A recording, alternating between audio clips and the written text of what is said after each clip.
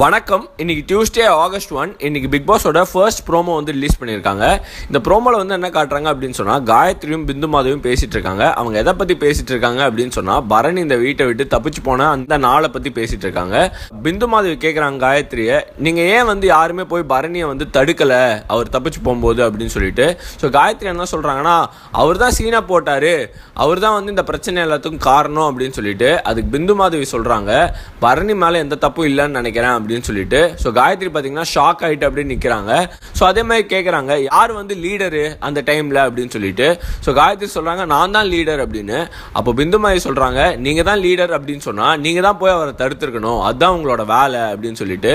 காயத்ரி பார்த்தீங்கன்னா அப்படியே ஷாக் ஆகிட்டு ஸ்டன் ஆகி நிற்கிறாங்க. ஏன்னா இது வரைக்கும் இந்த வீட்டில் யாருமே ஏன் பரணியை தடுக்கல அப்படிங்கிற கேள்வியை இது வரைக்கும் வந்து இந்த வீட்டில் கேட்டது கிடையாது. எல்லாருமே பார்த்தீங்கன்னா ஒன்று கூடிக்கிட்டு பரணியை வெளியே அமிச்சாங்க. பட் ஃபஸ்ட்டு டைம் வீட்டுக்குள்ளே வந்த புது நபர் நம்ம பிந்து மாதவி காயத்ரியோட மூஞ்சிக்கு நேராக வந்து கேட்டுட்டாங்க.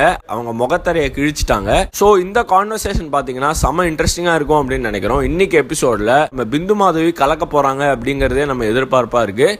நீங்கள் என்ன நினைக்கிறீங்க? பிந்து மாதவி காயத்ரி கிட்ட கரெக்டான கேள்விகளை கேட்டாங்களா?